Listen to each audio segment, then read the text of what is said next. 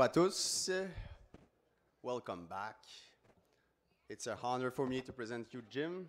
Jim, the stage is up.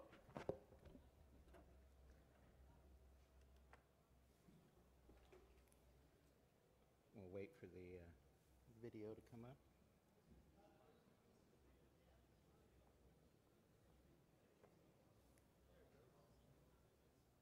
Haha, that was not what I wanted.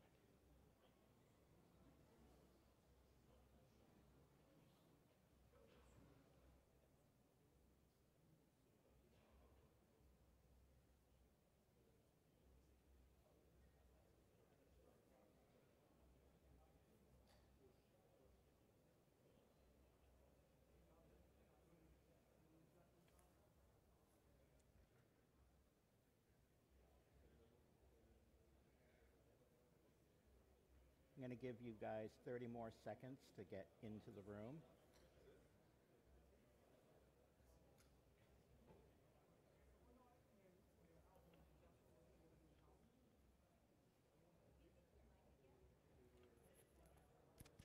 Testing.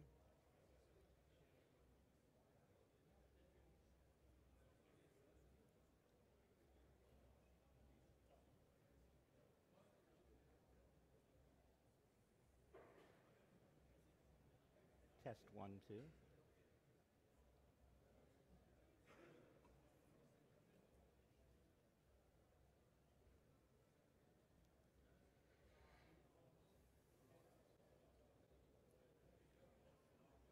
Audio. Hey, there we go. All right. Good afternoon. Thanks for having me here at Hackfest. I think this is my 4th Hackfest, first time presenting here.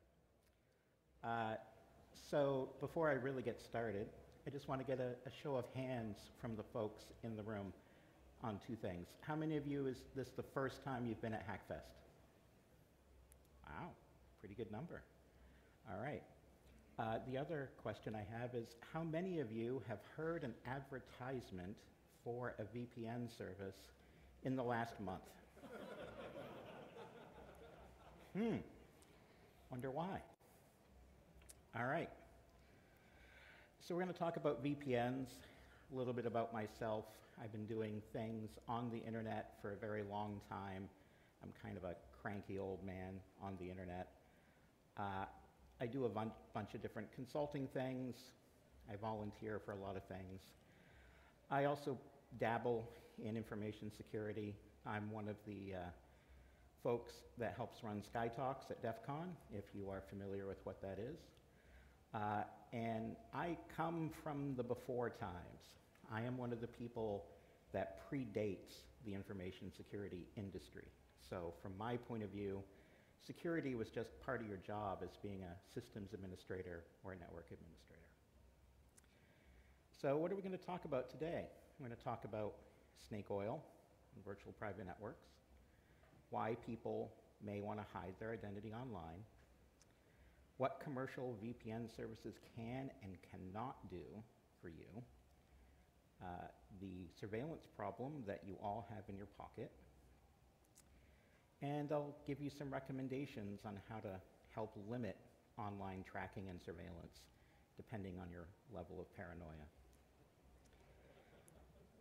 So snake oil, it's a word. You've probably heard of this word before. Defined in the dictionary, a worthless preparation fraudulently peddled as a cure for many ills, speech or writing intended to deceive, and a traditional Chinese medicine used to treat joint pain. So real Chinese snake oil was in fact, still is, a real thing. When made from actual Chinese water snakes, it contains a lot of omega-3 fatty acids and can be used to treat joint pain like arthritis and bursitis. And the theory is it was introduced into the USA by immigrants in the early 1800s. Of course, capitalism came along, and there was this American businessman named Clark Stanley, and he became very rich creating his snake oil liniment. And he was one of the people when you see in an old movie about the traveling medicine show that comes into town and peddles their snake oil. Well, that was a real thing. He did that, and many others.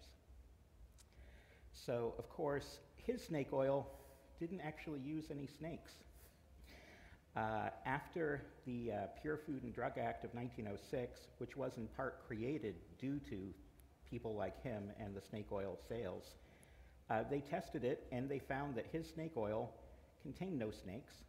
It was mineral oil with beef fat, camphor, and turpentine, which is really a great thing for everybody to be drinking.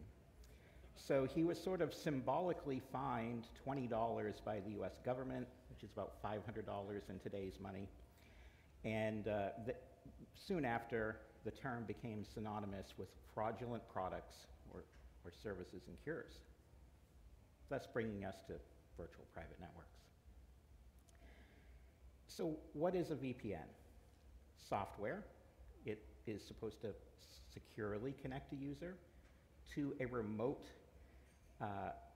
network over an untrusted public network, such as the internet, and was originally for people to be able to work remotely, just like in an office.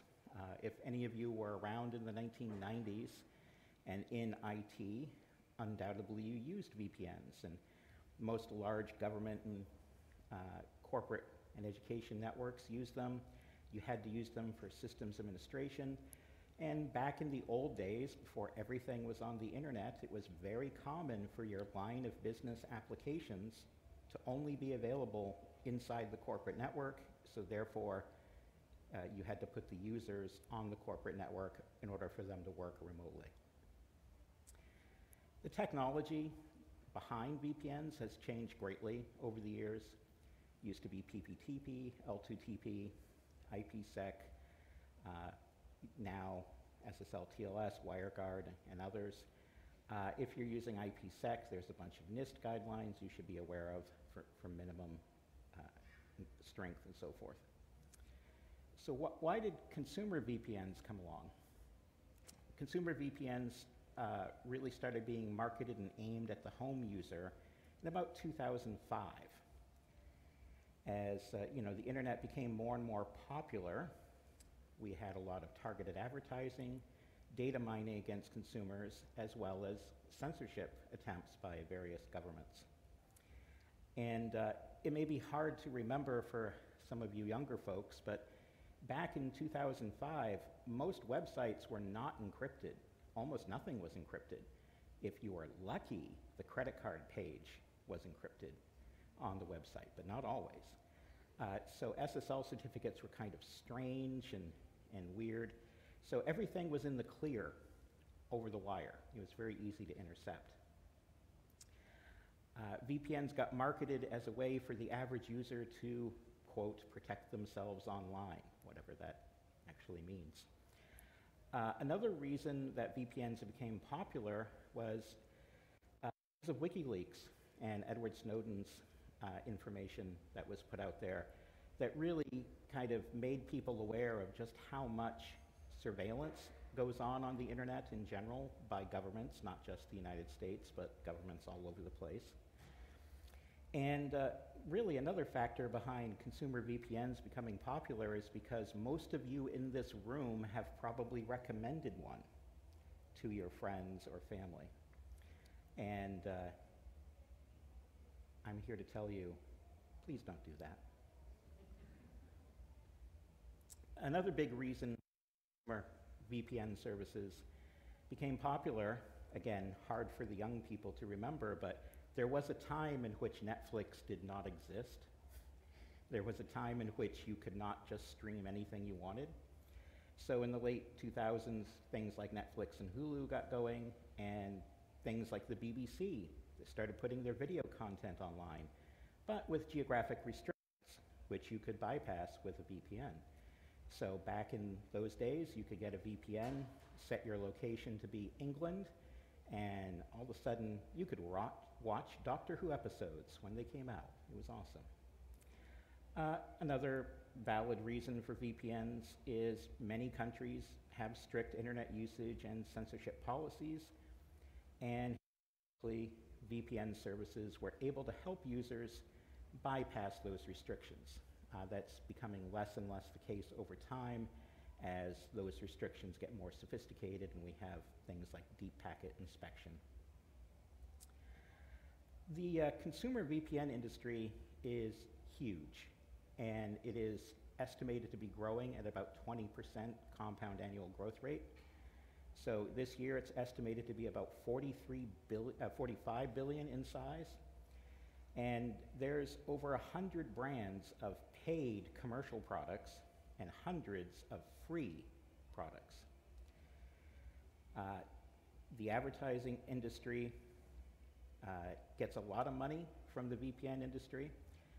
It advertises very heavily on most every podcast, if you've listened to podcasts at all. If you Google for VPNs, what you'll find is that there's a lot of websites that review VPNs all the time, and turns out most of those websites are actually owned by one of the VPN companies, and they're far from objective, and they're also extremely good at doing search engine optimization. So VPNs market a lot of things, and I would say that they're hyperbolic at best. They give you, these are actual snippets of advertising. Hide your activities from your internet provider, from hackers, employers, get protected, and so forth. Your privacy is guaranteed. Military-grade encryption is one of my favorites. Looks kind of similar to some of these old snake oil advertisements. Relieves instantaneously, cures all aches and pains. Here's some things some folks I know have had to say, particularly about military-grade encryption. Folks like Leslie Carhart. So from experience, if you hear a vendor talking about military-grade encryption in their product, probably means that they may not actually know what they're doing. And that's kind of my opinion of that phrase, military-grade encryption is snake oil.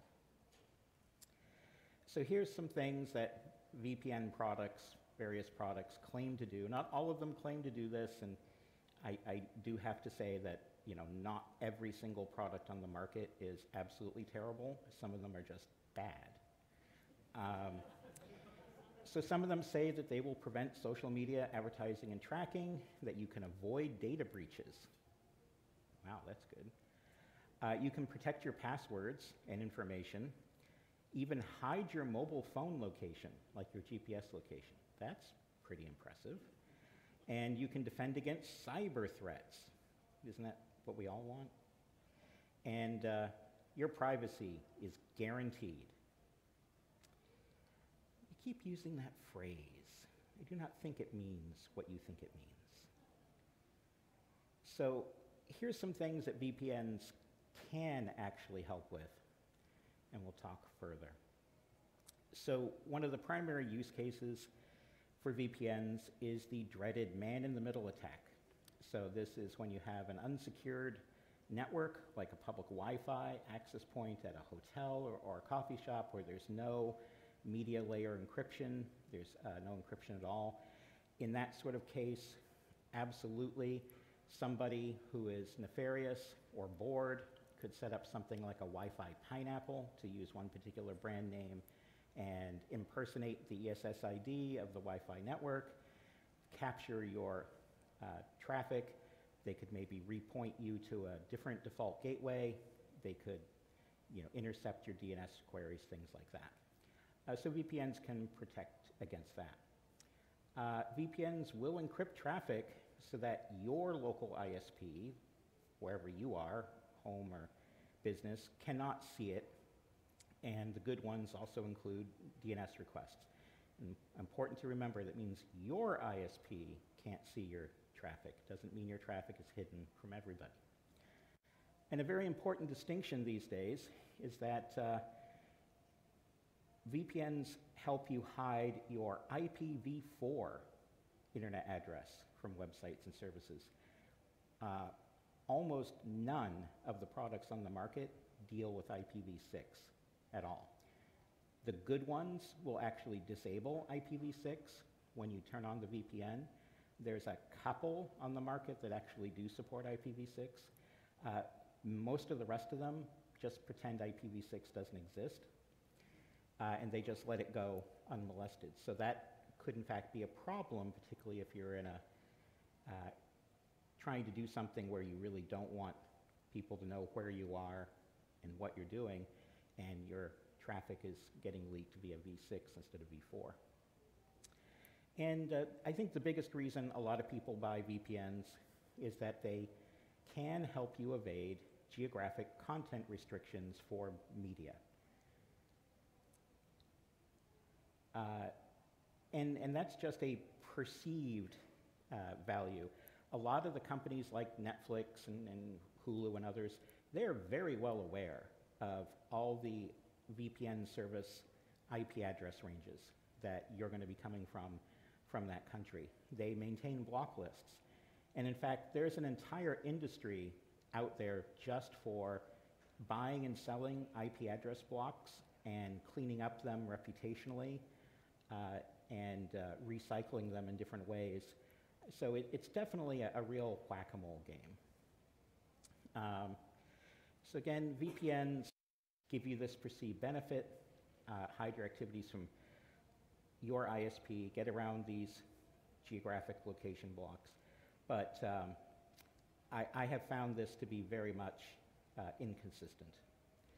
There's a lot of other drawbacks using VPN, depending on which VPN you're using and which country you're coming from. You'll get a lot of CAPTCHAs. You'll be asked to prove that you are not a robot a lot.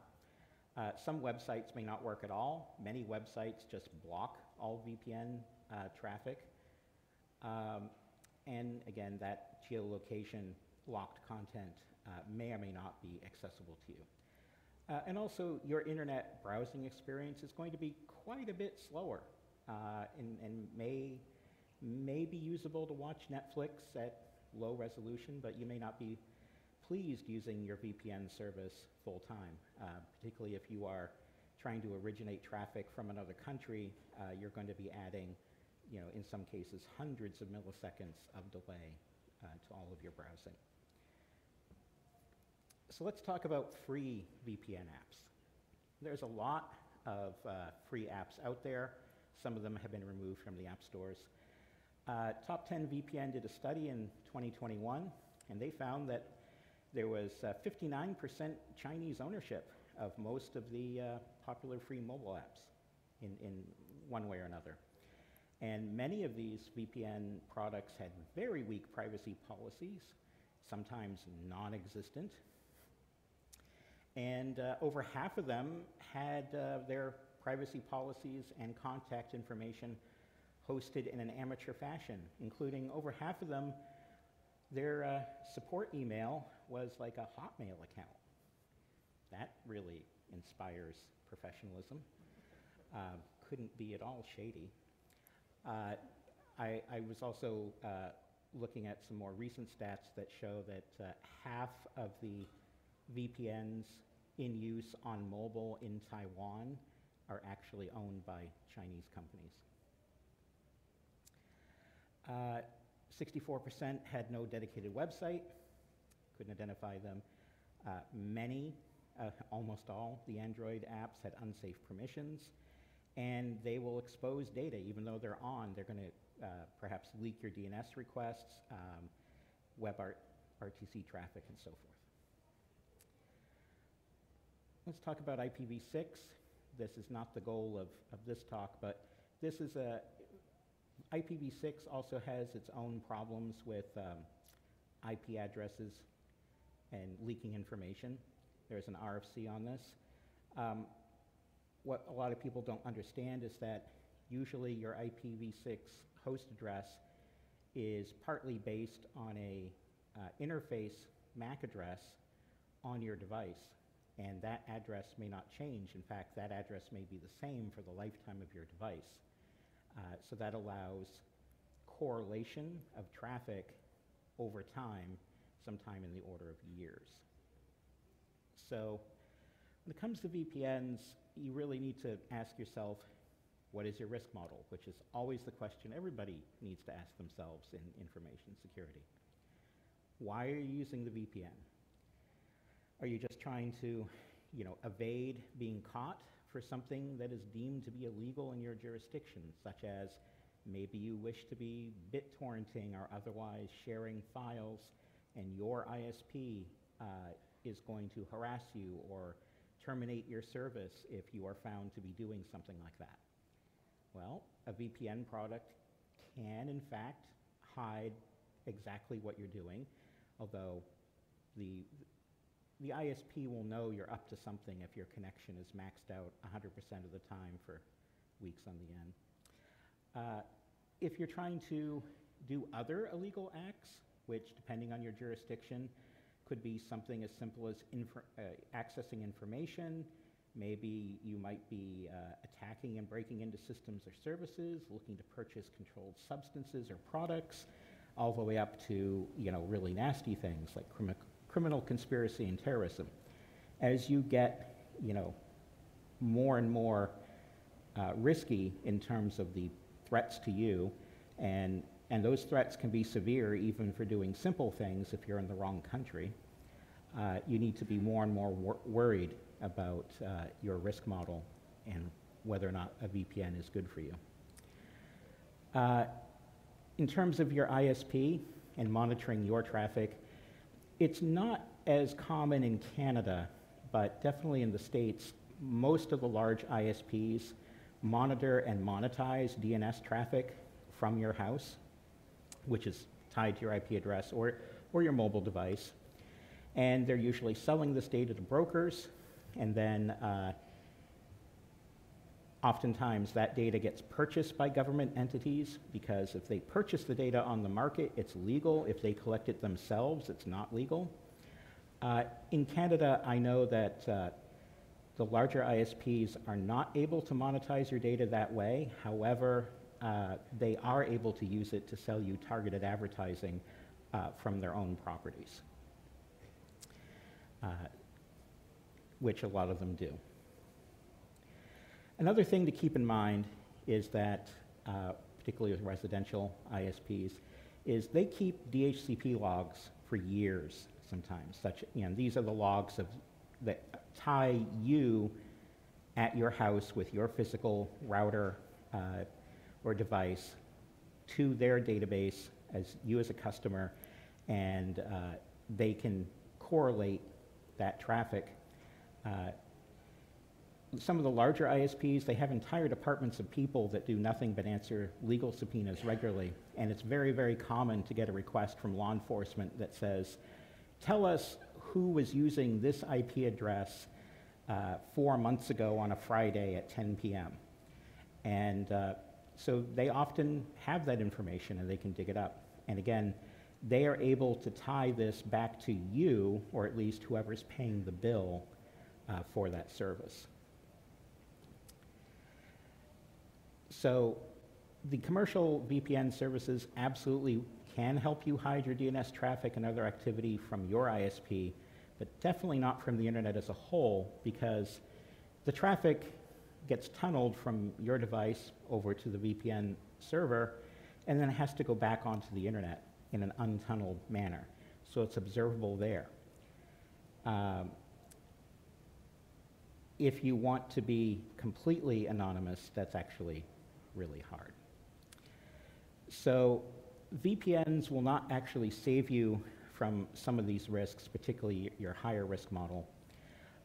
Determined adversaries and nation states have resources that you just cannot imagine to be able to correlate traffic across the internet. There's actually quite a bit of, and that's a kind of another talk, there's a lot of pervasive traffic capture that goes on at different locations around the internet, and traffic is captured and held and retained for long periods of time, and it can be searched, and they can also they can do analysis based on all kinds of different ways. In terms of being safe and not getting targeted advertising on the internet, The real problem is your browser and the apps in your pocket. There is an entire industry around this sophisticated online user activity surveillance, everything from heat maps on which websites you go to and which buttons you click on, which are the most interesting headlines and so forth, which things you spend the most time touching on your phone. And we've all heard of tracking cookies and tracking pixels, and that's kind of old news. That still exists, it's still there, it still works. In some jurisdictions, it's more restrictive than others, such as GDPR has really helped with that. And again, a lot of this is driven by the social media companies, which are really advertising companies. But a lot of people are unaware that there's a lot more sophisticated methods for tracking user activity online. This is one I did not know about until I did research for another talk a few years ago. TLS session resumption tickets. This is a unblockable cookie where you're resuming a previous TLS session for any HTTPS app, including DNS over HTTPS. And that ticket can be renewed repeatedly for a long period of time, up to 7 days in TLS 1.3. So what that really means is that any sort of API call to an HTTPS server, something like a Gmail, a Facebook, but really anything, if they are capturing the data on their side, they can uniquely identify your device without a cookie, without an IP address, without anything, because they're resuming a previous session from your device. There's a lot of browser and device fingerprinting that goes on based on the browser canvas, screen size, software versions, fonts installed, many other data points. On average, just from the information leaked by your browser, you can be uniqued down to 1 in 256,000 users. And some users, it's worse than that. The more browser extensions you have and the more unique fonts you have installed in your system, the easier it is to actually identify you, again, without cookies.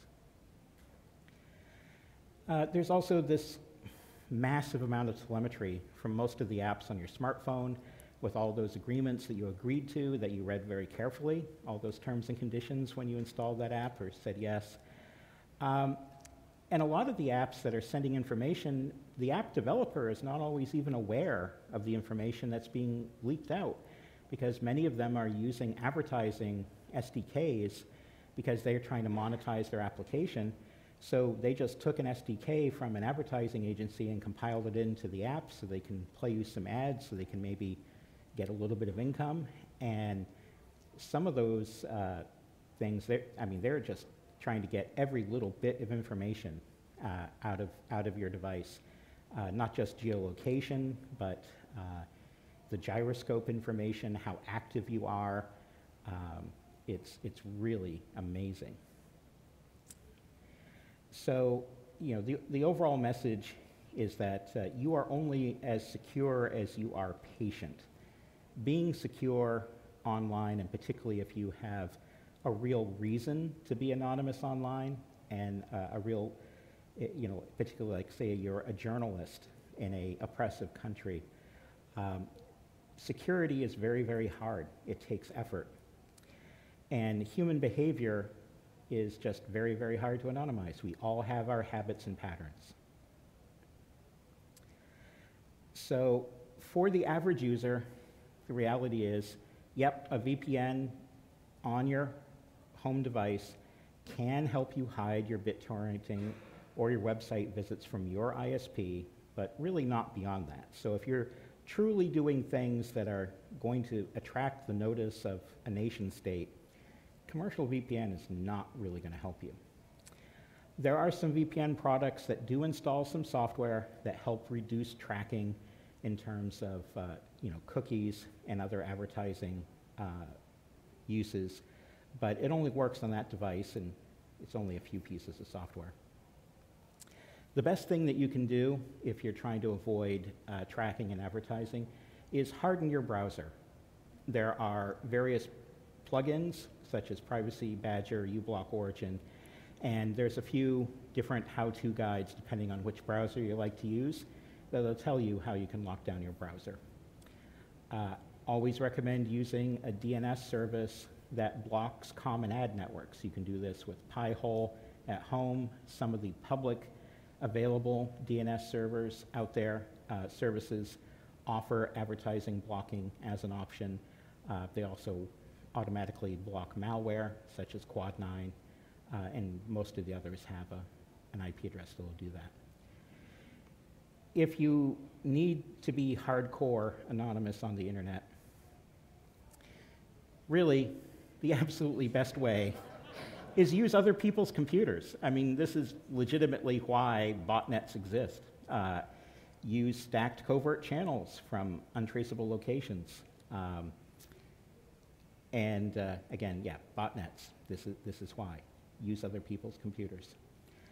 I would recommend, if you really need to be safe online, use a commercial VPN, but use a dedicated virtual machine for your sketchy browsing needs. Reset that VM state after every use. Don't store any cookies. Like literally reset that VM after every use.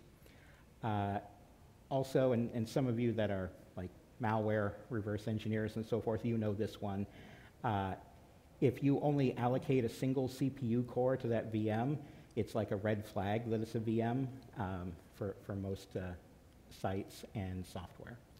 So, highly recommend that you do not do shady things from your home, your workplace, or any place else that can be traced to you.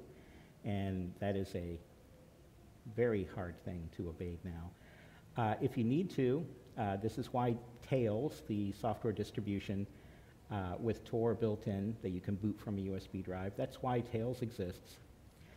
I recommend using dedicated old hardware where the purchase cannot be tracked back to you. So if you buy a laptop at a yard sale 2 states away and then get rid of the Wi-Fi card and the Bluetooth and only use Ethernet and remove your cameras and audio because you should be paranoid. Try to use a last mile access method that is as untraceable to you as possible, such as public Wi-Fi somewhere. Again, very difficult problem. Long distance Wi-Fi use in areas without surveillance cameras. That means like you can, in some places you can be across the street or around the corner and use Wi-Fi as long as you can evade the cameras. Yes, I'm behind 7 proxies. So really the big thing for you in the room as information security professionals or IT professionals, you're going to always get the question from your friends, your family, your users in your organization, well, what should we do? You can please tell people, don't use the free VPN products, because as we all know, that if it's free on the internet, what that means is that you are the product.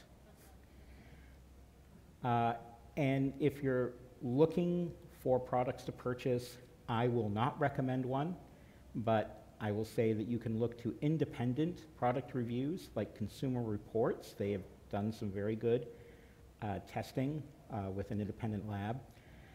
So look for independent reviews for those VPN services.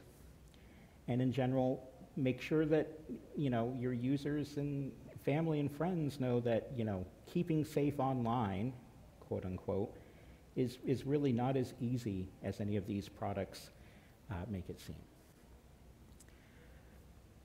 And there it is. I will take any questions if you have it. There's a lot that we could have covered around more of the surveillance problems in your pocket, but I hope this was helpful in some way.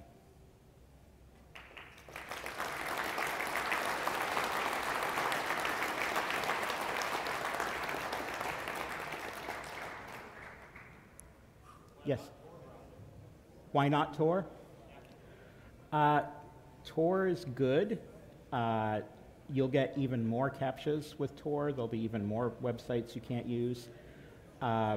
There's also some concern that many of the exit nodes for Tor are run by various US government agencies and others.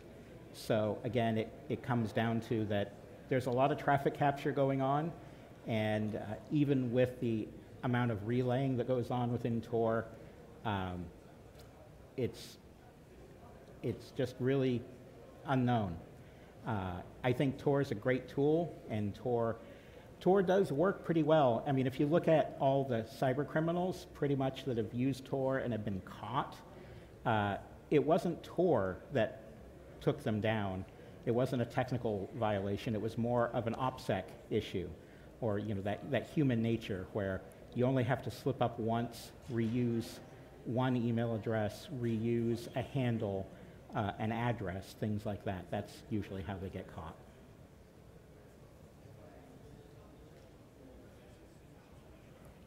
You're saying I shouldn't buy NordVPN? I will just say that you should carefully review the VPN claims out there in advertising. There are some VPNs that are better than others. Definitely don't use the free ones, and just be cautious about what you do with that VPN. It's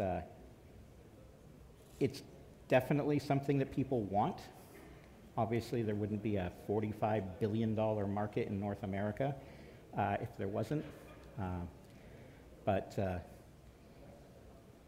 I think this is just it's a larger conversation. Why do people buy VPNs? Because they don't want to be tracked and they don't want the advertising. But currently, everything is set up to maximize advertising and maximize tracking. And our technology is not great when it comes to actually protecting users. All right, any other questions? All right, thank you very much. Thank you.